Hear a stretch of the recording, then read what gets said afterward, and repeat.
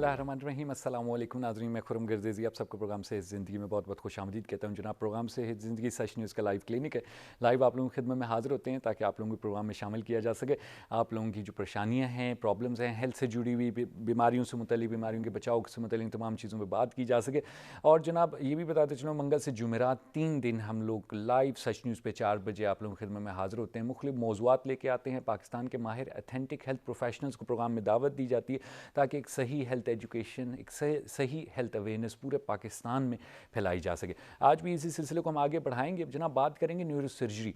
Neurosurgery का क्या role है, किस तरह के पेशेंट्स जो है न्यूरोसर्जरी की फील्ड में डील किए जाते हैं, किस तरह के ऑपरेशंस किए जाते हैं, और बहुत सी मुख्तलिफ कंसर्न्स लोगों के होते हैं न्यूरोसर्जरी के से मुतालिक जी कौन सी बीमारियाँ हमने न्यूरोसर्जन के पास जाके ट्रीट करवानी है, कौन सी फॉर एग्जाम्पल न्यूरोलॉजिस्ट के पास जाके ट्रीट करवानी है। तमाम चीज़ें हैं, इन पर हम लोग आज प्रोग्राम में डिस्कशन करेंगे। इसमें हम लोग बात भी करेंगे कि जी सिटिंग पोस्चर जो हैं वो गलत बैठने के तरीके की वजह से जो है हमारी नर्व्स पे जो प्रेशर पड़ता है उसके बारे में बात करेंगे। पैदाइशी तौर पे जो न्यूरोलॉजिकल इश्यूज़ बच्चों में देखने में मिलते हैं, न्यूरोलॉजिकल डिफॉर्मिटीज़ बच्चों में देखने में मिलती हैं, उस पर भी हम लोग बात करेंगे।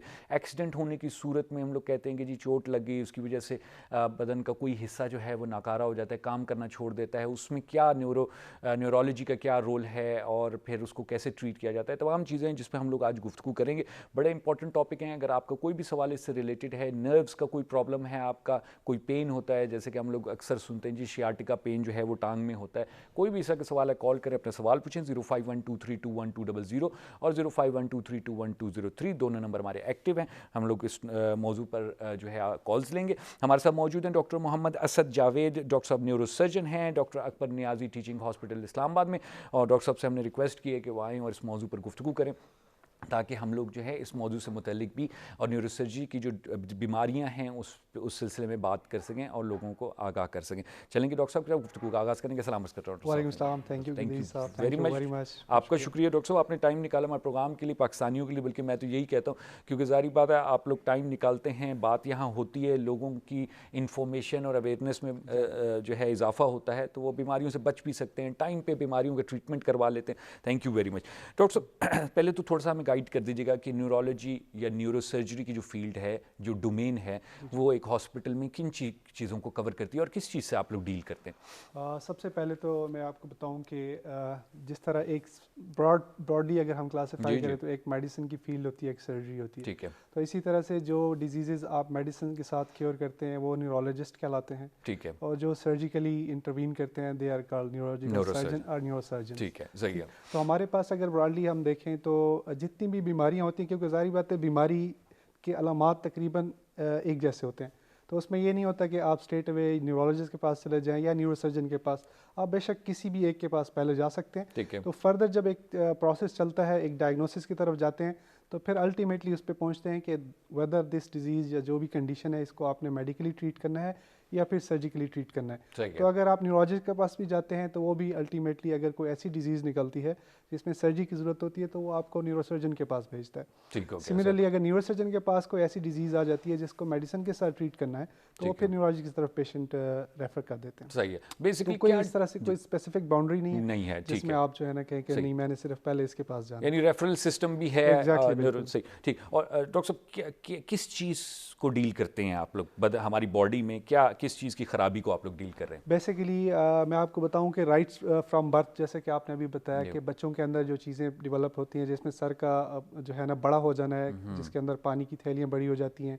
इसके अलावा जो है ना जो बच्चों के टांगें टेढ़ी हो जाती हैं या बच्चों के जो है ना कमर पे कुछ फोड़े होते हैं, तो जहाँ से पैदाइश शुरू होती है वहाँ से लेकर ओल्ड डिजीज़ तक जितनी भी न्यूरोसर्जिकल बीमारियाँ आती हैं जिसमें ब्रेन के अंदर प्रॉब्लम्स होते हैं, ब्रेन के अंदर पानी का प्रेशर ज़्यादा हो जाता है, ब्रेन के अंदर मुख्तलिफ़ किस्म के ट्यूमर्स होते हैं। सिमिलरली अगर आप सर्वाइकल स्पाइन को देख लें, उसके अंदर डिस्क डिजीज़ हो जाती है या कोई स्पाइनल ट्यूमर्स हो जाते हैं। इसी तरह से नीचे स्पाइन के अंदर डिस्क डिजीज़, स्पाइनल ट्यूमर्स या ट्रॉमा से रिलेटेड अगर कोई फ्रैक्चर्स हो जाते हैं, कोई एक्सीडेंट के बाद पैरालिसिस के मसले होते हैं। इसके अलावा जो नर्व्स, पेरिफेरल नर्व्स होती हैं जो हाथों में बाज़ दफ़ा बंद हो जाती हैं या टांगों के अंदर कहीं बंद हो जाती हैं, तो ये सारी चीज़ें जो है एक न्यूरोसर्जन डील करता है। ज़बरदस्त। डॉक्टर साहब, ये जो डिस्क वगैरह के ऑपरेशंस होते हैं वो भी एक न्यूरोसर्जन करता है। एग्जैक्टली जी, बिल्कुल न्यूरोसर्जन ही करता है, जो कि बड़ा कॉमन चीज़ है हमारे यहाँ। आप फॉर एग्जांपल अगर आप हमारी एक पर डे 100 की ओपीडी है तो उसमें 70 to 80% ऐसे लोग आते हैं जिनको बैकएक होता है। अच्छा और अगर उससे से 90% में से कोई 30 ऐसे होते हैं जिनको डिस्क डिजीज़ होती है। अच्छा तो exactly it's a very common disease, बहुत ही कॉमन चीज़ है हमारे इस एरिया के अंदर। इसकी वजूहात भी बहुत सारी हैं और फिर डेफिनेटली ओपीडी के अंदर ये सारी चीज़ें जो है ना कॉमनली प्रेजेंट करती हैं डिस्क डिजीज़ वाली। अच्छा डॉक्टर साहब कहते हैं कि न्यूरोसर्जन्स का जब नाम आता है तो बड़ा एक वो होता है कि जी न्यूरोसर्जन जो है वो काफ़ी मुश्किल से एक डॉक्टर जो है वो न्यूरोसर्जरी बड़ी मुश्किल होती है, उसकी पढ़ाई भी ज़्यादा है, ऐसा ही है? बिल्कुल ऐसा ही सर। मतलब मैं अगर अपनी पीछे ट्रेनिंग को याद करूं या फिर जो हमारा सर्जिकल कोर्स होता है तो that was very difficult. I mean फिर उसके बाद जो हमारी कॉल्स होती थी उसमें जो एक टाइम ड्यूरेशन था आपका बहुत एक मुश्किल होता है ऑफ कोर्स। और फिर मैं कहूँगा कि जो आपका ब्रेन है ये टाइम है, आप जितना क्विकली इंटरवीन करते हैं आप उतना जल्दी सेव कर सकते हैं। अच्छा। तो इसमें ऐसा नहीं होता कि अच्छा जी मैं थोड़ी देर रेस्ट कर लूँ तो कल कर लेंगे, ऐसा नहीं है। पेशेंट आता है चाहे रात के 2 बज रहे हैं 4 बज रहे हैं वट एवर टाइम, ठीक है, आपने फौरी तौर पे इंटरवीन करना होता है, फौरी तौर पे सर्जरी करनी होती है, तभी उसकी जान बच सकती है या उसके हाथ के अंदर या पाँव के अंदर कमजोरी को आप बचा सकते हैं। तो ऑफ कोर्स ये वो फील्ड है जिसके अंदर बहुत ज़्यादा स्ट्रेस है और इसमें ऑफ कोर्स फिर नॉलेज भी उसी तरह से आपका अप टू डेट होना चाहिए और एक आपको प्रॉपर एनाटमी का पता हो, तभी आप एक सही इलाज की तरफ जा सकते हैं। सही। तो डॉक्टर साहब स्ट्रोक के बारे में आपने टाइम की बात की तो स्ट्रोक का जहन में आ गया, कहते हैं कि जी 3 घंटे के अंदर आपको करना है, वो भी न्यूरोसर्जन्स ही उसको डील करते हैं। उसमें बेसिकली यही होता है कि इनिशली आजकल तो बेसिकली कार्डियोलॉजिस्ट के पास भी लोग जाते हैं, न्यूरोलॉजिस्ट के पास भी जाते हैं, तो उसमें बेसिकली आपने टाइम पीरियड देखना होता है। तो जो स्ट्रोक की 2 किस्में होती हैं उनमें एक स्ट्रोक ऐसा होता है जो 70% लोगों में होता है जिसमें रग बंद हो जाती है, जिसमें आपने एंटी फिब्रिलेटिक देना होता है जिससे वो थ्रोम्बस को बेसिकली खोलने के लिए। दूसरी किस्म वो होती है जिसके अंदर ब्लीड हो जाता है, ब्रेन हैमरेज जिसको बोलते हैं। तो ऐसे पेशेंट जिनको ब्रेन हैमरेज होता है वो बेसिकली न्यूरोसर्जन्स के पास जाते हैं, क्योंकि उसमें हमें सर्जिकली जो है ना ब्लड को निकालना होता है। जहाँ तक बात है ये इस्कीमिक स्ट्रोक वाली, तो ये ज़्यादातर जो है ना मेडिसिन से मैनेज होता है, वो दवाइयों से मैनेज हो जाता है, लेकिन वही टाइम विंडो पीरियड होता है इसके अंदर आपके पास 3.5 आवर्स होते हैं कि आप पेशेंट को सिम्टम्स के बाद ठीक हो गया। डॉक्टर साहब एक तरफ तो आप लोगों की तारीफ हो गई कि जी आपकी पढ़ाई बड़ी मुश्किल होती है, लेकिन दूसरी तरफ एक और मसला है वो ये कि जब न्यूरोसर्जरी के पास केस जाता है, और ये वर्ल्ड वाइड ये चीज़ मेरे ख्याल से है कि लोग कहते हैं कि जी अब न्यूरोसर्जरी का प्रॉब्लम है, ये न्यूरोलॉजी का प्रॉब्लम है, तो उसमें जो आउटपुट है वो थोड़ी कम दिखने में मिलती है, और जो है वो डेथ्स भी हम लोग देखते हैं कि जी अगर कोई ऐसा प्रॉब्लम हो गया है जिसमें नर्व्स इन्वॉल्व हो गई हैं, मसलन कोई एक्सीडेंट हो गया तो उसमें हम लोग देखते हैं या ब्रेन डेथ की बात की जाती है, तो ये क्या पुरानी बात है या अभी भी इसी तरह चल रही है? देखें ये कुछ सारी बात है, टाइम के साथ फील्ड्स एवेल्युएट करती है। पहले जो मोर्टेलिटी रेट होता था न्यूरोसर्जरी का वो अब कम हो गया है, ठीक है। अच्छा, आप जारी बात है डायग्नोसिस अर्ली हो जाती है, फिर जब डायग्नोसिस अर्ली होती है पेशेंट अवेयरनेस भी काफ़ी है लोगों के अंदर, तो वो डिले नहीं करते, तो जल्दी पेशेंट प्रेजेंट करते हैं न्यूरोसर्जन्स के पास और उनका आउटकम अच्छा होता है। तो उस तरह से बिल्कुल नहीं है। अलबत्ता मैं ये बात ज़रूर कहूँगा क्योंकि ब्रेन के अंदर एक लिमिटेड स्पेस होती है और फिर डिजीज़ वाइज जो है ना उसका आउटकम होता है, ठीक है। दिमाग के कुछ ऐसे हिस्से होते हैं जिनके अंदर कोई रसोली या कोई ट्यूमर या कोई चोट लग जाए, उसका आउटकम दूसरे हिस्सों की निस्बत कुछ अच्छा हो सकता है। तो ये एरिया वाइज फिर पेशेंट वाइज भी डिपेंड करता है कि पेशेंट इस पे बात करेंगे कि सेंसिटिव है ऑपरेटिंग ब्रेन और नर्व्स वगैरह। इस पे डॉक्टर साहब कॉलर हैं, कॉल ले लेते हैं। प्रोग्राम में खुशामदीद करने कौन बात कर रहे हैं? जी अस्सलाम वालेकुम, मैं किरण बात कर रही हूँ लाहौर से। जी डॉक्टर साहब आपकी बात सुन रहे हैं, बताइए कि क्या पूछना चाहेंगी? जी मैं ये कहना चाह रही थी कि तकरीबन 6 हफ्ते हुए हैं मेरा डिस्क बल्ज हुआ है L4 L5 ना, ठीक है। तो मैं इस वक्त मेडिकेशन पे हूँ मेरी, लेकिन बहुत इम्प्रूवमेंट है। लेकिन फर्स्ट डे से मुझे चलने फिरने में कोई प्रॉब्लम नहीं थी, टांग में किसी किस्म की कोई शैटिक पेन नहीं थी, ठीक है। तो लेकिन मैं ये पूछना चाह रही थी कि इसका हील होने का कितना टाइम लगेगा, और आया कि हील होने के बाद भी, क्योंकि मुझे तो किसी किस्म की अभी शैटिक पेन नहीं है किसी किस्म की, ठीक है, तो क्या हील होने के बाद भी मुझे शैटिक पेन हो सकती है? सही, लाइन पे रहिए, डॉक्टर साहब को पूछना चाहेंगे आप इनसे? किरण का क्वेश्चन बहुत ही अच्छा है, इन्होंने जिस तरह बताया। सही, बहुत शुक्रिया आपने कॉल की। डॉक्टर इस पे बात कर रहे हैं, जरूर सुनिएगा जी। L4-5 डिस्क बल्ज की इन्होंने बात की है, ठीक है। तो डिस्क बेसिकली वो स्ट्रक्चर होता है जो दो वर्टिब्रा जो मोहरे होते हैं उसके बीच में, हर दो मोहरों के बीच में एक स्ट्रक्चर होता है जिसको डिस्क बोलते हैं, ठीक है। और उसका काम होता है आपके प्रेशर्स को एब्जॉर्ब करना। अच्छा। तो बाज़ दफ़ा जब आप किसी गलत पोस्चर में कोई चीज़ उठाते हैं, वजनी चीज़, या पोस्चर में बैठते हैं, या आपका वर्क ही ऐसा है कि आप हर वक्त बैठे रहते हैं, तो उसके अंदर उसकी डीजनरेशन होती है और वो आहिस्ता आहिस्ता अपनी जगह से हिलता है और पीछे की तरफ सरकता है, जो कि फिर हरा मगज़ के ऊपर प्रेशर का बायस बनता है। तो उनका ये क्वेश्चन कि दोबारा मुझे ये sciatica होगा या नहीं होगा, अच्छा इसमें ये होता है कि ऑफ कोर्स अगर आपको एक दफ़ा हो गया है तो दोबारा होने के आपके बहुत ज़्यादा चांसेस हैं। अच्छा, हाँ जी बिल्कुल। तो आपने अपनी लाइफस्टाइल मॉडिफिकेशन करनी होगी, आपको प्रॉपरली सिटिंग पोस्चर का पता होना चाहिए, आपको डाइट का पता होना चाहिए, फिजिकल एक्टिविटी आपकी डेफिनेटली होनी चाहिए और वेट रिडक्शन आपने करनी है। डॉक्टर इसी पे मजीद बात भी करेंगे, एक और कॉल लेते हैं, इकट्ठी बात कर लेंगे। प्रोग्राम में खुशामदीद करेंगे, कौन बात करें? मेरे ख्याल से कॉल ड्रॉप हो गया। अच्छा ठीक हो गया। तो आप बेसिकली कह रहे हैं कि लाइफस्टाइल मॉडिफिकेशन है, एक्सरसाइज है, ये तमाम चीज़ें अगर तो वो बेहतर हो गई हैं ट्रीटमेंट के साथ तो that's well enough, that's good, लेकिन उसको सस्टेन करने के लिए she has to make some modifications. ठीक है, अदरवाइज रिकरेंस हो सकती है। अच्छा डॉक्टर साहब, इन्होंने कहा कि दवाइयाँ ले रही हैं, तो दवाइयों से क्या ये डिस्क के प्रॉब्लम्स होते हैं सॉल्व? देखिए बात यह है कि जो भी मेडिसिन हम देते हैं उसमें 2-4 किस्म की मेडिसिन होती हैं। कुछ ऐसी होती हैं जो एंटी इन्फ्लेमेटरी होती हैं, जब भी कहीं पे बॉडी के अंदर इंजरी होती है तो वहाँ पे सूजन होती है और सूजन की वजह से नर्व कंप्रेशन पड़ती है और पेन, एक sciatica जनरेट होता है। ठीक है, तो उस सूजन को कम करने के लिए, इन्फ्लेमेशन को कम करने के लिए वो दवाइयाँ होती हैं जो कि वक्ती तौर पे उस चीज़ को सेटल डाउन कर सकती हैं। ठीक है डॉक्टर साहब, एक और कॉल ले लेते हैं। प्रोग्राम में खुशामदीद कहते हैं, कौन बात करें? हेलो अस्सलाम वालेकुम जी। हेलो अस्सलाम वालेकुम जी। वालेकुम सलाम जी, फरमाइएगा। जी मैं स्मैरा बात कर रही हूँ रावलपिंडी से। जी डॉक्टर साहब आपकी बात सुन रहे हैं, क्या पूछना चाहेंगी डॉक्टर साहब से? जी असल में मेरी जो वालदा है ना, उनको उनके ब्रेन में सर्जरी, उनकी ब्रेन की सर्जरी है ना। ठीक है जी जी। उनका जो है वो दिमाग में रसोली बताई है डॉक्टर ने ना, मेड्यूला जो पार्ट होता है ना उसमें है ना। अच्छा ठीक है। तो डॉक्टर साहब क्या सजेस्ट करते हैं कि सर्जरी के बारे में ना, उनकी कंडीशन भी डे बाय डे जो है डाउन होती जा रही है। अच्छा, और डॉक्टर्स ने कहा है कि सर्जरी होगी? जी जी जी बिल्कुल। ठीक, डॉक्टर पूछना चाहेंगे आप इनसे कुछ? क्वेश्चन मेरा यही है कि मेडुला का आपने नाम लिया है तो उसमें ट्यूमर किस किस्म का है, मतलब बहुत बड़ा है या छोटा सा है या आगे की तरफ है या पीछे की तरफ है, किस टाइप का है वो? हेलो जी जी मुझे समझ नहीं आ रही। जी डॉक्टर साहब पूछ रहे हैं कि आपको कोई साइज का आइडिया है कि जो ट्यूमर है उसका साइज क्या है? कोई लोकेशन के बारे में थोड़ा और गाइड करें डॉक्टर साहब को। 4 पॉइंट समथिंग कुछ इतनी है उनकी, 3.6 थी और कुछ इस तरह से उनका साइज था। ठीक है। और जो उनकी जो पार्ट है ना जो हमारी बॉडी को कंट्रोल करता है ना, अच्छा, उस पार्ट मतलब उसके पास है। ठीक है, नहीं है, अंदर है, दिमाग के अंदर है। अंदर है, अच्छा ठीक हो गया, सही जी सही। बहुत शुक्रिया आपने कॉल की। डॉक्टर से इस पे जनरली बात करेंगे, वैसे अगर आपने दिखाना हो तो डॉक्टर साहब से आप कंसल्ट कर सकती हैं। Thank you very much doctor साहब। हमने यहाँ छोटा सा वक्फा लेना है प्रोग्राम में, उसके बाद इस पर हम तफसीली तौर पर बात करेंगे। जी नाज़रीन, आप लोग गुफ्तगू सुन रहे हैं, हम लोग न्यूरो सर्जरी पे बात कर रहे हैं। बड़ी अहम गुफ्तगू हमारी चल रही है और ये गुफ्तगू हम आगे बढ़ाएंगे सही। डॉक्टर मोहम्मद असद जावेद के साथ हम लोग बात कर रहे हैं, न्यूरो सर्जन है, doctor Akbar Niazi teaching hospital Islamabad में डॉक्टर अपनी खिदमत अंजाम दे रहे हैं। यहाँ पर प्रोग्राम है, हमने छोटा सा वक्फा लेना है, उसके बाद गुफ्तगू आगे बढ़ेगी। लाइव में आपकी खिदमत में, कोई भी आपका सवाल होता है ज़रूर कॉल करें, अपना सवाल पूछें। लेते हैं वक्फा, फिर आपकी खिदमत में हाजिर होंगे।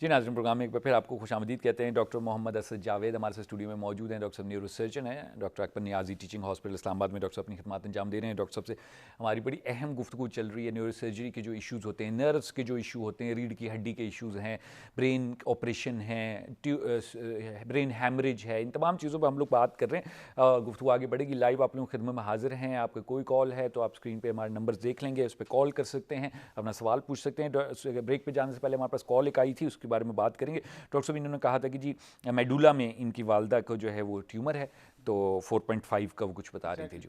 अब जैसे कि मैंने पहले आपको बताया कि ब्रेन के अंदर स्पेसिफिक एरियाज़ होते हैं जी, फिर अपने उनके स्पेसिफिक ट्यूमर्स होते हैं, ठीक है, और लोकेशन वाइज जो है ना आपकी प्रोग्नोसिस डिपेंड करती है कि इसका आउटकम क्या होगा। ठीक है। जहाँ तक मैडम बता रही थी, मेडुला ओब्लांगेटा ब्रेन का वो हिस्सा है जहाँ से सारे ब्रेन की एक समझ एक निचोड़ सा जाता है नीचे। तो वहाँ पे एज सच जो ट्यूमर्स होते हैं most of the time they are inoperable, क्योंकि बड़ी छोटी सी जगह होती है, अगर आप वहाँ से कोई चीज़ निकालते हैं तो जिसके जो नॉर्मल फाइबर होते हैं वो भी डैमेज हो सकते हैं। तो हो सकता है कि मेरे ख्याल में शायद उनको थोड़ा सा उस तरह से बताने में वो डिफ़िकल्टी हो, लेकिन अगर वो ऑपरेशन का बता रहे हैं तो हो सकता है वो उसके कहीं पीछे मौजूद होगा। ठीक है। अदरवाइज स्पेसिफिकली बात करें अगर मेडुला की, तो उसके अंदर ट्यूमर्स को हम ज़्यादातर ऑपरेट नहीं करते। ठीक है। सिमिलरली जो है ना ट्यूमर्स ब्रेन के अंदर, फॉर एग्जांपल अगर फ्रंटल लोब के अंदर है, जैसे कि अभी भी आज मैंने एक सर्जरी की है फ्रंटल लोब के अंदर की है, ठीक है, तो उसका आउटकम बड़ा अच्छा होता है, खुसूसन राइट साइड के ऊपर। ठीक है। तो साइलेंट लोब होती है, आप रिसेक्ट कर दें बेशक पेशेंट को इतना ज़्यादा डेफिसिट नहीं होता। ठीक सही। डॉक्टर साहब, और कॉलर हैं, कॉल ले लेते हैं। प्रोग्राम में खुशामदीद कहते हैं, कौन बात करें? मैंने लिखाया था, तारिक मजीद नाम है। जी जी जी जी, फरमाइएगा। आप लाइव हैं, डॉक्टर साहब आपकी बात सुन रहे हैं, फरमाइएगा क्या पूछना चाहेंगे? जी मैं पार्किंसन का मसला है मुझे। अच्छा जी, मेरा पार्किंसन का मसला है। जी जी जी जी। और तो मैं न्यूरोलॉजिस्ट के पास गया था, उन्होंने फिर साइकाट्रिस्ट के पास भेज दिया। दवाइयाँ खा रहा हूँ लेकिन फर्क कोई नहीं पड़ा, जिस्म कांपता है, राइट हैंड ज्यादा कांपता है। ठीक तो है, इसका क्या हल है? सही। कितने अरसे से सर आपको प्रॉब्लम है?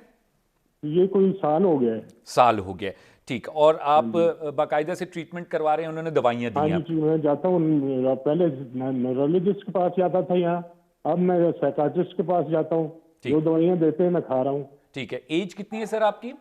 68 ईयर्स। 68 ईयर, माशाल्लाह। अच्छा, तो अभी जो है आपको ये लगता है कि दवाइयों से अभी सर तकरीबन कितना अरसा हो गया आप दवाइयाँ शुरू की हैं सर आपने? दवाइयाँ मतलब पहले तो ब्लड प्रेशर शुगर वगैरह की खा रहा था ना, ये जो न्यूरोलॉजिस्ट ने अभी दिए हैं ये कोई 2-3 महीने पहले दिए हैं। 2-3 महीने हो गए, ठीक, सही। डॉक्टर साहब को पूछना चाहेंगे आप इनसे? मेरा क्वेश्चन ये है कि आपको सिर्फ आपके हाथ पांव कांपते हैं या क्या सूरत हाल है? हेलो इब्राहिम साहब, आपको आवाज़ आ रही? जी सर, डॉक्टर साहब पूछ रहे हैं कि आपका सिर्फ हाथ पांव कांपते हैं, ये पूरे बॉडी में ट्रिमर्स हैं? ज्यादा राइट हैंड साइड पे होता है, लेकिन कभी कभी पूरा जिस्म कांपने लग जाता है। ठीक है। और इसके अलावा आपकी यादाश्त ये पूरे बॉडी में भी ट्रिमर्स आ जाते हैं। यादाश्त आपकी ठीक है? चीजें आपको भूलती तो नहीं है सर? जी, भूलती भी हैं। भूलती भी हैं, ठीक है। बहरहाल सर, इसमें अगर बहुत शुक्रिया सर, आपने कॉल की। डॉक्टर इस पे बात कर रहे हैं, टीवी पे जरूर सुनिएगा।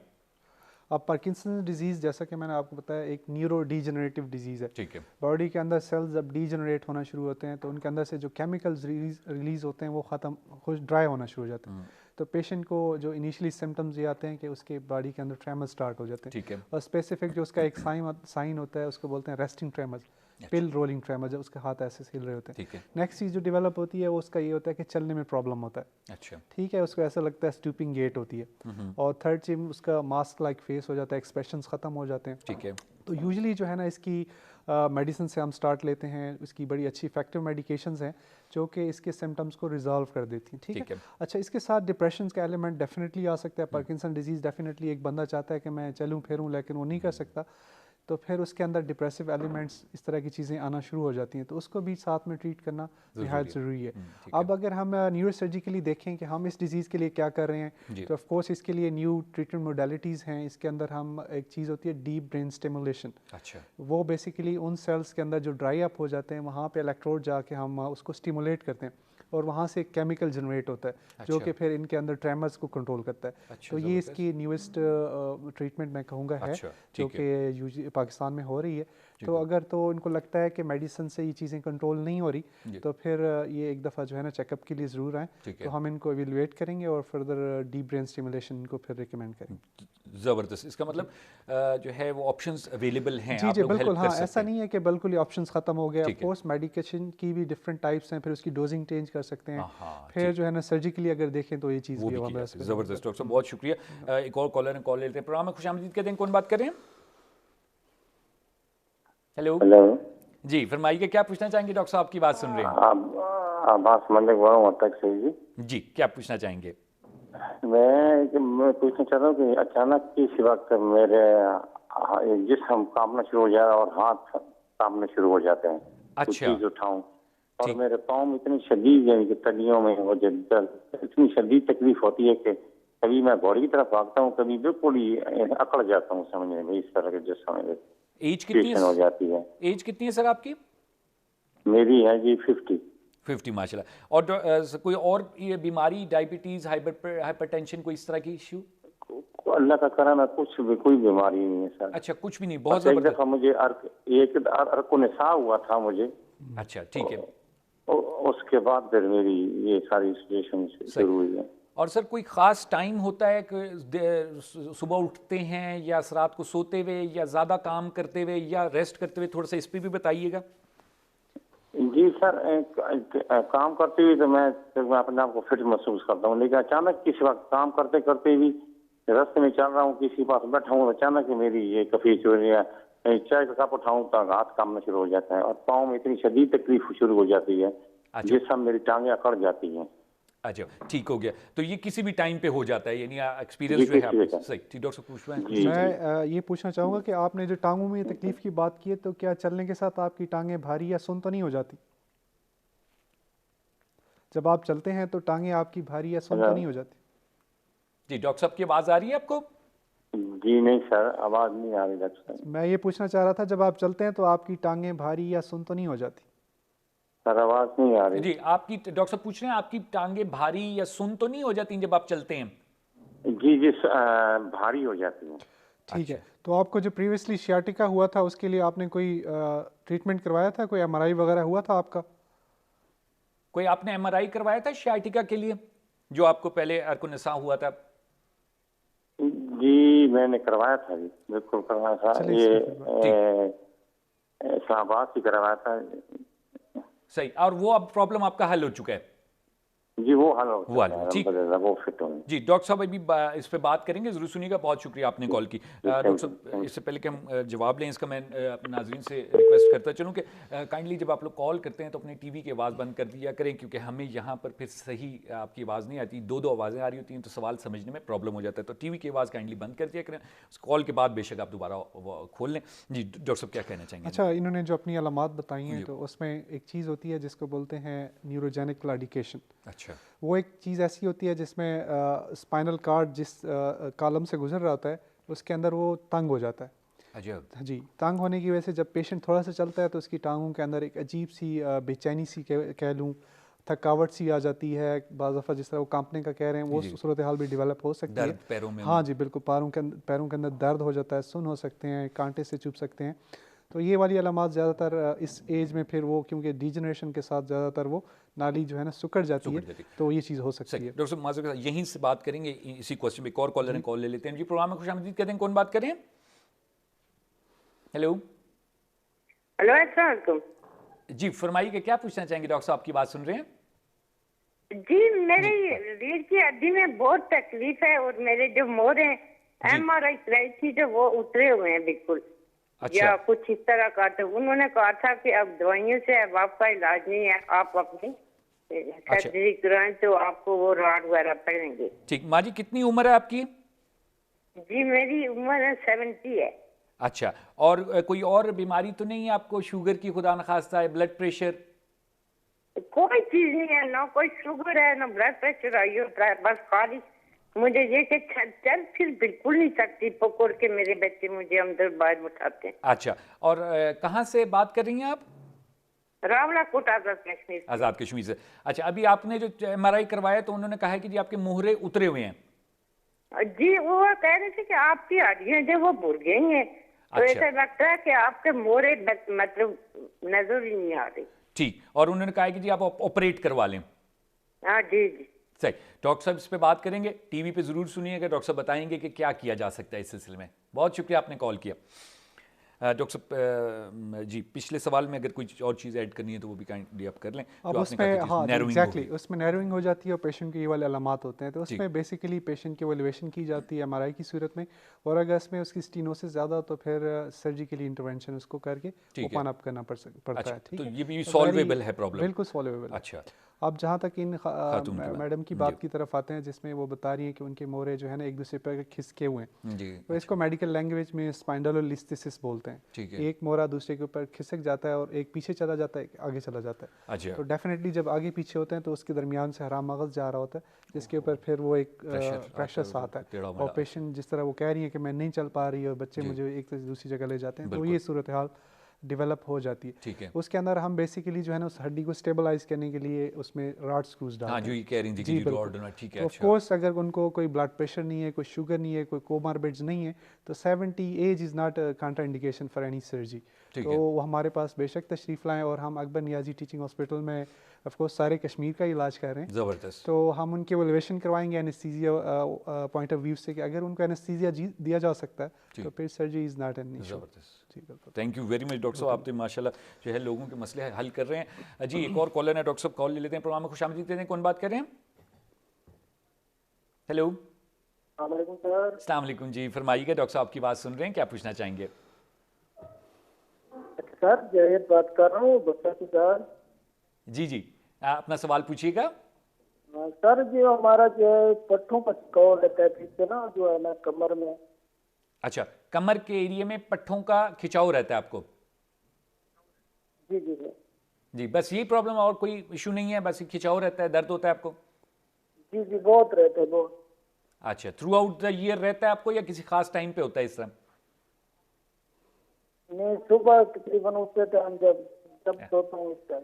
ठीक, बहुत शुक्रिया आपने कॉल की। डॉक्टर साहब इस पर बात करेंगे, जरूर सुनिएगा। Thank you very much. जी डॉक्टर साहब, पट्ठों का खिंचाव पे ऑफ कोर्स ये तो बहुत ही कॉमन चीज़ है, आप अच्छा। हर आए दिन देखते हैं कि कभी गर्दन में खिंचाव हो जाता है, कभी कमर के अंदर आपको दर्द फील हो रहा होता है। ठीक है। तो ये सारी चीज़ें वो हैं जो आपकी, वही मैं फिर कहूँगा कि पोस्चरल हैबिट्स अगर आपकी ठीक नहीं है, अगर आप बस लगे हुए मोबाइल इस्तेमाल कर रहे हैं, ये गर्दन की हुई है, या अगर आप बैठे हैं और इस तरह करके बैठे हुए हैं, आपकी प्रॉपर पोस्चर नहीं है एग्जैक्टली, या आपका वेट ज़्यादा है, या फिर आपका वर्क जिस तरह आपकी जो काम की नोयत है उसके अंदर आप भारी चीज़ें गलत पोस्चर में उठाते हैं, तो ये बैक पेन और पट्ठों का अकड़ाव तो मोस्ट कॉमन चीज़ है। या आपकी हाइड्रेशन अगर ठीक नहीं है तो। अच्छा, पानी 70% जो है आपका जो है ना बॉडी वाटर है। अच्छा। और फिर मसल्स को तो वाटर चाहिए होता है, जब तक हाइड्रेट नहीं होंगे तो स्टिफनेस उनमें डेफिनेटली आएगी। तो ऑफ कोर्स ये सारी चीज़ें अगर वो करेंगे, जिसमें पोस्चरल सबसे पहले चीज़ें है कि आपने उसको बेहतर करना है, फिर डाइट को अच्छा रखना है, हाइड्रेशन आपकी होनी चाहिए, तो ये चीज़ें तो it's not a big deal. ठीक है, वो बेहतर हो जाएगा। ये आपकी लाइफस्टाइल पे। डॉक्टर साहब और कॉलर हैं, कॉल ले लेते हैं। प्रोग्राम में खुशामदीद कहते हैं, कौन बात कर रहे हैं? हेलो जी, शेख साजिद हुसैन सिद्दीकी बात कर रहे हैं जेलम से। जी फरमाइएगा, डॉक्टर साहब आपकी बात सुन रहे हैं, क्या पूछना चाहेंगे डॉक्टर साहब से? अस्सलाम वालेकुम डॉक्टर साहब। जी जी जी फरमाइएगा, पूछिएगा, सवाल पूछिएगा अपना। सर मेरी ना वैसे सर्जरी हुई थी सर्वाइकल रिब की। अच्छा, ठीक है, तो सर्वाइकल रिब रिमूव कर दी थी उन्होंने, उसके नीचे ना नर्व दबी हुई थी एक, तो उसमें आर्टिफिशियल पैच लगाया था उन्होंने। अच्छा, तो अभी जो है ना फिर दोबारा वो तकलीफ और वो ग्रोथ शुरू हो गई है उसकी, तो उसके बारे में क्या मसला है? किस तरह की ग्रोथ शुरू हो गई है, थोड़ा सा बताइएगा। वो जो नर्व थी ना, आर्टिफिशियल पैच जो लगा हुआ था, उसमें क्लॉटिंग शुरू हो गया फिर। अच्छा, क्लॉटिंग शुरू हो गई है, ठीक है। डॉक्टर साहब कुछ पूछना चाहेंगे मुझे? मैं आपने कहा कि डिजीज उनको सर्वाइकल रिब थी। सर्वाइकल रिब थी ना, ठीक है, तो वो रिमूव करवाई हमने। तो उसमें क्या लगा? 2014 में ना रिमूव करवा दी थी। बिल्कुल समझ आ गई, ठीक है। फिर उसमें उन्होंने क्या लगाया? उन्होंने उसके नीचे ना एक नर्व थी जो मेन आर्टरी, वो दबी हुई थी, ठीक है, ब्लॉट आ गया था। क्या वो उन्होंने पूरा ही पीस निकाल के उसकी जगह आर्टिफिशियल पैच लगाया था किसी नाड़ का। अच्छा, अब फिर तकलीफ शुरू होगी। ठीक, बहुत शुक्रिया। आपकी आवाज कट रही है बहुत, लेकिन बहरहाल हमें आइडिया हो गया। डॉक्टर साहब थोड़ा सा डॉक्टर इस पे बात करेंगे, टीवी पे जरूर सुनिएगा। Thank you very much. अच्छा सर, ये जो उसकी बात सर्वाइकल रिब की बात कर रहे थे, रिब्स आपको पता है कि हर जो है ना एक थोरेसिक वर्टिब्रा के साथ एक रिब लगी होती है, ठीक है। T1 से T12 मतलब थोरेसिक वर्टिब्रा जो आपके हैं 1 से 12 तक 12 रिब्स होते हैं, ठीक है। तो अपने सर्वाइकल ये होता है कि आपके जो सर्वाइकल वर्टिब्रा है उसके साथ एक रिब C7 के साथ लग जाती है, ठीक है। उससे ये होता है कि आपकी जो हराम मगज से नसें निकल के हाथ में जा रही होती हैं वो दब रही होती हैं, और उसके साथ बाद दफ़ा एक आर्टरी होती है, सबक्लेवियन आर्टरीज को बोलते हैं, उसके ऊपर भी प्रेशर आ सकता है, ठीक है। तो इसमें हम वो रिब हटा देते हैं तो पेशेंट के सिम्टम्स इंप्रूव हो जाते हैं। यूजुअली जो है ना ये जो बात कर रहे हैं उसके अंदर एज सच कोई आर्टिफिशियल प्रोसेस नहीं लगता। अच्छा, लेकिन अगर तो आर्टीरियल कोई एक्लूजन ऐसी है तो उसके अंदर जो वेस्कुलर सर्जन होते हैं वो उसमें ग्राफ रखते हैं बाज़, ठीक है। तो ये शायद उस ग्राफ की बात कर रहे होंगे कि शायद उन्होंने कोई ग्राफ्टिंग की है जिसके अंदर फिर से स्टीनोसिस या वो वाली चीज़ आ रही है, तो वो बेहतर है कि फिर जो वेस्कुलर सर्जन हैं उनके साथ रब्ता करें। अदरवाइज अगर तो जस्ट सर्वाइकल रिब को इनकी सर्जरी हुई है और दोबारा सिम्टम्स हो रहे हैं तो फिर हमें न्यूरो सर्जन्स को दिखा सकते हैं और फर्दर इंशाल्लाह बेहतरी की उम्मीद है इसके अंदर। बहुत शुक्रिया डॉक्टर साहब, हमने छोटा सा वक्फा भी लेने प्रोग्राम में और थैंक यू वेरी मच। बहुत सी कॉल्स आप जवाब दे रहे हैं सारों के, दैट मीन्स कि बहुत ज़्यादा लोग बेचारे जो हैं इन चीज़ों को लेकर सफ़र कर रहे हैं और इसमें तो बीमारियों के नाम भी बड़े हैं डॉक्टर साहब, अल्लाह माफ़ करे अजीब व गरीब किस्म के। खैर जी नाज़रीन, आप लोग गुफ्तगू सुन रहे हैं डॉक्टर साहब की। डॉक्टर साहब जो हैं न्यूरोसर्जरी की जितनी भी इशूज़ हैं उसके सवालात ले रहे हैं, उस पर बात कर रहे हैं डॉक्टर साहब। और डॉक्टर साहब डॉक्टर मोहम्मद असद जावेद न्यूरोसर्जन हैं, doctor Akbar Niazi teaching hospital Islamabad में डॉक्टर साहब अपनी खिदमत अंजाम दे रहे हैं। डॉक्टर साहब से हमारी गुफ्तगू जारी है, लाइव हैं, आपकी खिदमत में हाजिर हैं, कॉल्स ले रहे हैं आप लोगों की। कोई भी सवाल है कॉल करें, अपना सवाल पूछें। यहाँ छोटा सा प्रोग्राम में हम लोग वक्फा लेंगे और उसके बाद आपकी खिदमत में हाजिर होंगे, हमारे साथ रहिएगा।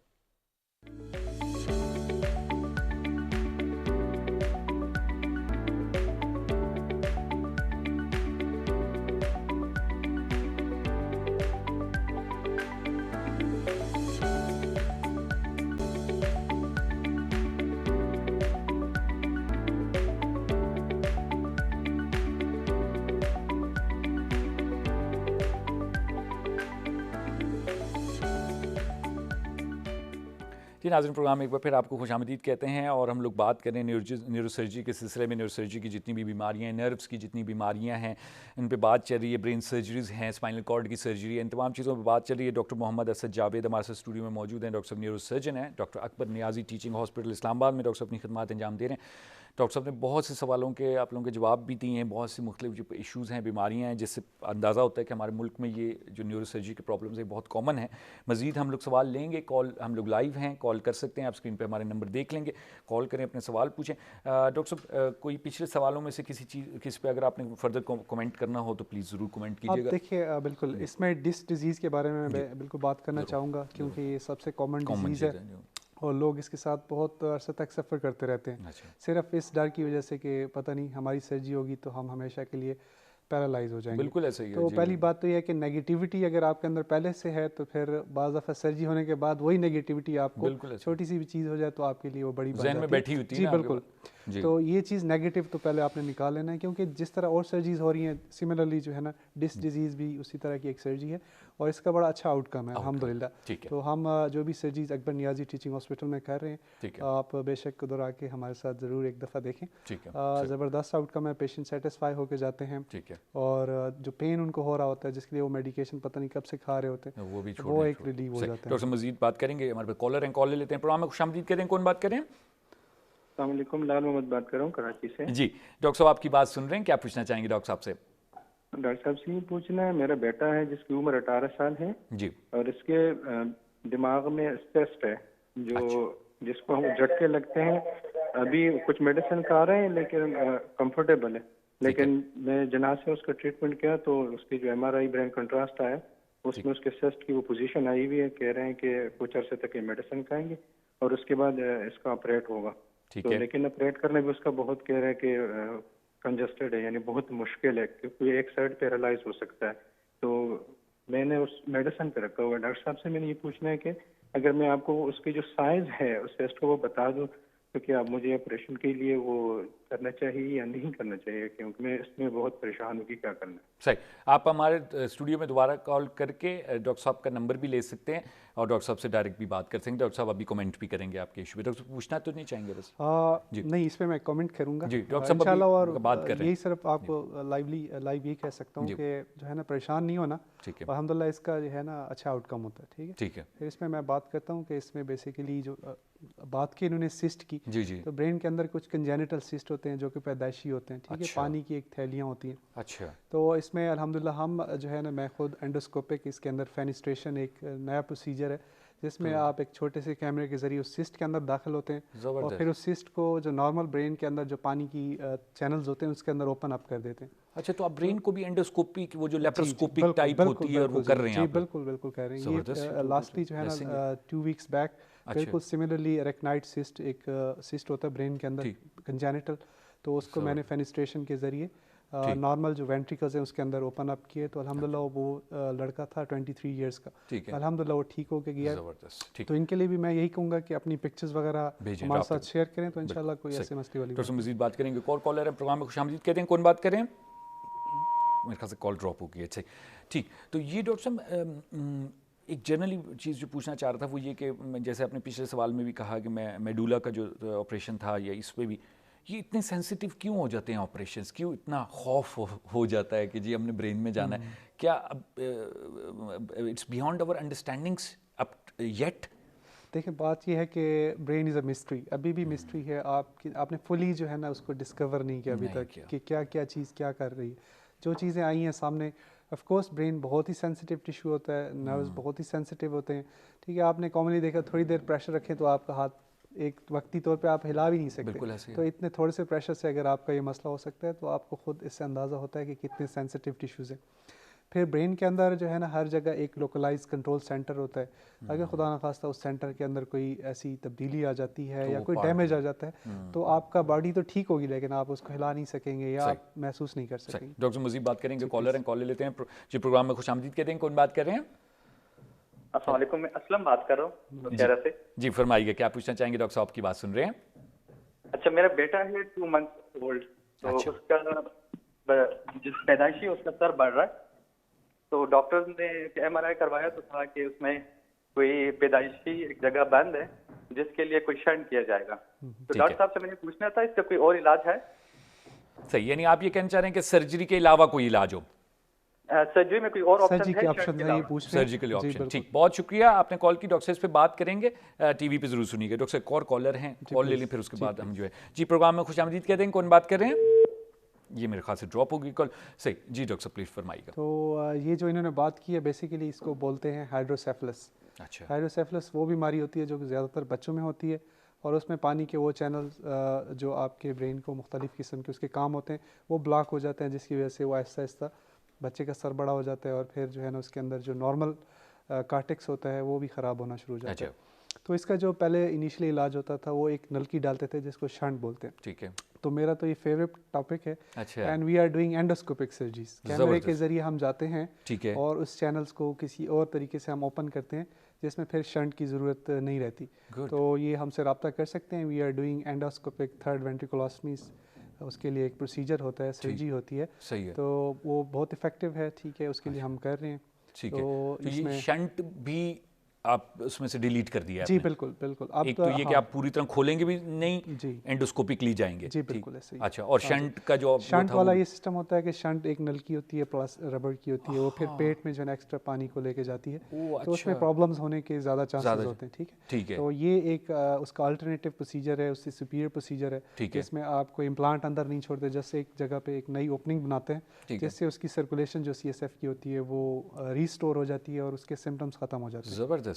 तो ये सेफर भी होगा, जारी बात है? ऑफ कोर्स बिल्कुल सेफर प्रोसीजर है, ठीक है। इसमें जो है ना अगर उस तरह से इसको कंपैरिजन में देखा जाए शंट के, तो दोनों के जो इनिशियल रिजल्ट्स होते हैं वो सिमिलर है।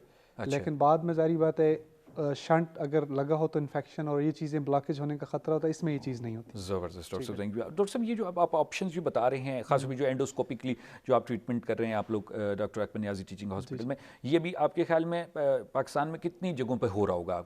बड़े शहरों में हो रहा होगा? सिर्फ ये जो एंडोस्कोपिक ट्रीटमेंट मैं कहूँगा सिर्फ बड़े शहरों में हो रही है। अच्छा। और बड़े बड़े हॉस्पिटल्स के अंदर हो रही है। जी बिल्कुल, उस तरह से आप अगर देखें तो चंद ही लोग होंगे जो कि एंडोस्कोपिक जो है ना ब्रेन सर्जरीज कर रहे होंगे, तो उनमें से हमारा भी एक अकबर नियाज़ी टीचिंग हॉस्पिटल के अंदर ये चीज़ हमने शुरू की हुई है अल्हम्दुलिल्लाह, और इसके हम बड़े ही सक्सेसफुल ऑपरेशन कर चुके हैं। ठीक है, अल्हम्दुलिल्लाह। ये तो बहुत अच्छी बात है डॉक्टर साहब, आप तशरीफ़ लाएँ ताकि लोगों को पता चल रहा है, क्योंकि हमारे यहाँ तो सबसे बड़ा यही मसला है कि हम लोगों को तो ट्रीटमेंट ऑप्शंस का भी नहीं पता हो रहा होता, खासकर जो बेचारे छोटे शहरों में या रिमोट एरियाज़ में रह रहे हैं उनको पता ही नहीं होता कि ये ऑप्शन भी अवेलेबल है या नहीं है। और ख़ासकर न्यूरोलॉजी की फील्ड वैसी एक सेंसिटिव फील्ड है, कन्फ्यूजन्स हैं लोगों में। जैसे कि आपने कहा कि जी बैकबोन के लोग ऑपरेशन नहीं करवाते, वो कहते जी एक बार करवा लिया ऑपरेशन बस फिर आप गए। तो ये क्यों, कहाँ से डॉक्टर साहब कॉन्सेप्ट आ जाते हैं हमारे लोगों में कि जी ऑपरेशन आप मतलब डॉक्टर साहब कुछ क्या ऐसा होता है कि डॉक्टर्स कुछ ऐसा करते हैं कि आप जो है ना बल्कि आपकी खिदमत करने की बजाय आपको और बीमार कर दें? नहीं, ऐसा बिल्कुल ऐसा नहीं होता जी। ऑफ कोर्स जारी बात है कुछ चीज़ें जो है ना मिस इंटरप्रेट होती हैं, कुछ लोग उसके बारे में गलत चीज़ें भी बयान करते हैं।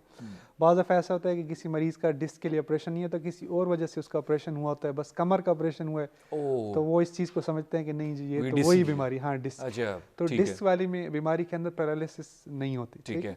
अनफॉर्चुनेटली जारी बात है उसके अंदर कॉम्प्लिकेशंस में एक चीज़ है कि बाज़ दफ़ा जो है ना अगर आपकी वो नस जो कि डिस्क के बिल्कुल साथ पड़ी होती है उसको आप ज़्यादा छेड़ लें तो उसके अंदर बाज़ दफ़ा करंट नहीं जाता, तो वक्ती तौर पे पाँव के अंदर एक कमज़ोरी आ सकती है, लेकिन उसकी परसेंटेज देखें तो वो बहुत कम होती है। ठीक है। तो आप इस तरह नहीं कह सकते कि आपको पैरालाइज कर देगी डिस्क सर्जरी। ठीक है। तो इसी तरह से तो हर सर्जरी की अपनी कॉम्प्लिकेशन होती है। आप अगर अपेंडिक्स के ऑपरेशन की बात करें उसकी कॉम्प्लिकेशन होती है, हर्निया की बात करें उसकी कॉम्प्लिकेशन, तो सर्जरी तो कॉम्प्लिकेशन से मुबारा नहीं है। ठीक है, we are human beings, we are not I mean बिल्कुल जारी बात, रोबोट्स नहीं है और वैसे भी कोई जो है शौक से नहीं मिस्टेक करता, कभी भी कुछ भी हो सकता है, लेकिन ये कि जनरली जैसे बाकी सर्जरीज में कॉम्प्लिकेशंस हो सकती हैं इसमें भी उसी तरह के। ठीक। अच्छा डॉक्टर साहब, ये बैक पेन, ये डिस्क का क्योंकि बहुत कॉमन एक वो है, गर्दन के मोहरों का भी कुछ लोगों को अब गर्दन के मोहरों का प्रॉब्लम शुरू हो गया क्योंकि हम झुक के मोबाइल देखते रहते हैं, तो इसमें कोई नई चीज़ें, नई टेक्नोलॉजीज आई हैं? अब इसमें डेफिनेटली चीज़ें जो है ना शिफ्ट हो रही हैं टवर्ड्स मिनिमली इन्वेसिव सर्जरीज की तरफ। ठीक है, मिनिमली इन्वेसिव सर्जरीज में एंडोस्कोपिक ब्रेन है, एंडोस्कोपिक स्पाइन सर्जरीज है। अच्छा। फिर चीज़ें आ जाती हैं कि आपने मोबिलिटी नेक को जो है ना प्रिजर्व करना है, उसके लिए आर्टिफिशियल डिस्क आ रही हैं। ठीक है, तो आप जो चीज़ आपकी डिस्क डिजेनरेट हो चुकी है उसको निकाल दें, उसकी जगह आर्टिफिशियल डिस्क डाल दें, तो आपकी एटलीस्ट मूवमेंट जो है ना वो प्रिजर्व रहती है। ठीक है, उसके अंदर फ्यूजन नहीं होती। तो न्यू टेक्नोलॉजीज ऑफ कोर्स आ रही हैं, उसके अंदर आप जो है ना बाज़ दफ़ा डिस्क निकालने के बाद उसको अपनी जगह पे फिक्स कर सकते हैं। अच्छा। तो वो उसमें ये होता है कि दोबारा उस जगह पे डिस्क नहीं होती। ज़बरदस्त। अच्छा डॉक्टर साहब, ये जो पैदाइशी तौर पे मसाइल हम लोग सुनते हैं, इसमें भी बहुत से हमारे लोग जो रिमोट एरियाज़ में हैं वो बड़ा सफ़र करते हैं क्योंकि उनको पता ही नहीं होता। लोग कहते हैं जी बस ये अल्लाह की मर्ज़ी थी, ये इस तरह बच्चा पैदा हो गया और ये इसी तरह ही रहेगा, और लोग देसी ट्रीटमेंट्स वगैरह कुछ टोटके छोटके करते रहते हैं। तो ये इस पर थोड़ा सा कमेंट कीजिएगा कि जो मुख्तलिफ इशूज़ हैं बच्चों के। अब इसमें जो बच्चों में मोस्ट कॉमनली हमारे पास OPD में अगर आप देखें न्यूरोसर्जरी में, तो एक तो जो कुछ देर पहले हमारी बात हुई हाइड्रोसेफलस के ऊपर कि पानी की जो थैलियाँ होती हैं वो बड़ी हो जाती हैं। जो नेक्स्ट कॉमन चीज़ है वो बच्चों के अंदर होता है दिमाग के ऊपर या कमर के ऊपर कहीं पे भी एक दाना या फोड़ा निकलता है जिसको मेनिंगोसील या माइलोमेनिंगोसील बोलते हैं। अच्छा। तो ऐसे एक तो आपने इस चीज़ को पहले तो प्रिवेंट करना होता है। प्रिवेंशन जो है ना right from the day of conception start होती है, बल्कि उससे पहले स्टार्ट होती है कि फ़ीमेल ने वो एक फोलिक एसिड की एक गोली खानी है। अच्छा। जो कि इसको होने से ज़्यादातर केसेस में प्रिवेंट कर देती है। गोली इतना मैटर करती है? जी बिल्कुल। तो एक गोली से आप जो है ना अपनी आने वाली नस्लों को एक माजूरी से जो है ना बचा सकते हैं। तो खुदारा उसको बिल्कुल जो भी डिस्कस करें और जो है ना वो गोली ज़रूर इस्तेमाल करें।